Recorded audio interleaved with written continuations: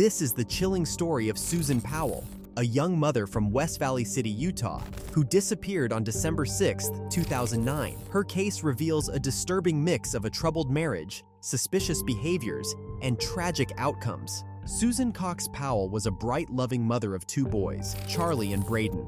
She was married to Josh Powell, a guy who seemed to have more red flags than a bullfighting ring. Their marriage was rocky, to say the least. Friends and family reported that Josh was controlling and had a strange hold over Susan. She even wrote in her journal about her fears and unhappiness. From the outside, Susan appeared to be a doting mother and dedicated wife, but beneath the surface, her life was far from perfect. Her friends described her as someone who was always smiling, but hiding a deep sense of fear and sadness. Josh, on the other hand, was seen as aloof, self-centered, and often dismissive of Susan's needs and desires. His financial irresponsibility added to the strain on their marriage, with Josh declaring bankruptcy in 2007 due to overwhelming debt. On December 6, 2009, Susan and her boys attended church in the morning. Later that evening, a neighbor visited their home, where Susan prepared pancakes. After that, she vanished into thin air. Josh's story was quite unusual. He said he took the boys on a midnight camping trip in the middle of a snowstorm to Simpson Springs, a remote desert area. When asked why he didn't call in sick to work the next day, he claimed he thought it was Sunday. Naturally, the cops were all over this. They searched the house and found Susan's cell phone in the family car, but there was no sign of her. Josh was behaving very strangely, not helping with the search, and refusing to take a polygraph test. He also cleaned his car meticulously, which raised more than a few eyebrows. Then, there was Josh's dad, Steve Powell, who added another layer of complexity to the case. It turned out that Steve had a fixation on Susan, keeping recordings and personal items of hers. This obsession added another disturbing element to the already bizarre situation. As the investigation continued, things just got darker. Friends and family revealed that Susan had been planning to leave Josh. She even made a video documenting her possessions, saying, "If something happens to me, it's probably my husband." Susan had confided in friends about the troubles in her marriage, and she had even started taking steps to prepare for a future without Josh. She opened a separate bank account, sought legal advice, and began making arrangements to protect herself and her children. Despite these precautions, Susan's fear of Josh's potential reaction to a separation was palpable. Despite the mounting evidence and Josh's suspicious behavior, there were no solid leads on Susan's whereabouts. The case went cold, and Josh eventually moved to Washington with his boys. But the story doesn't end there.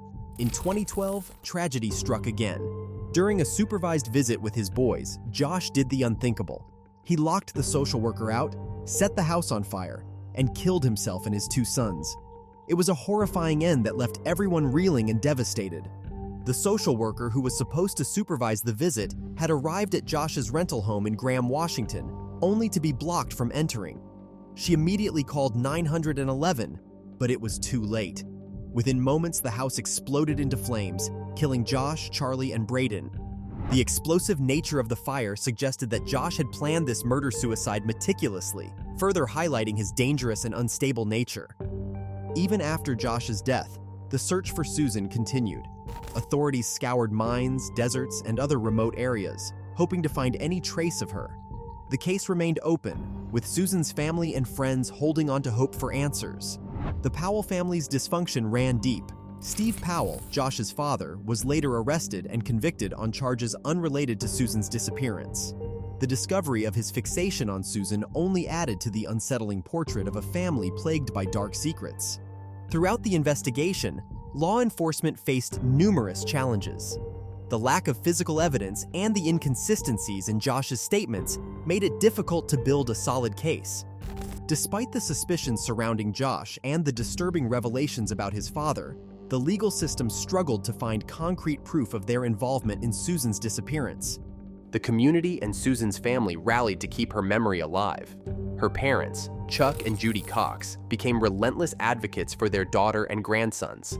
They pushed for legislative changes to protect children in similar situations and worked tirelessly to uncover the truth about what happened to Susan.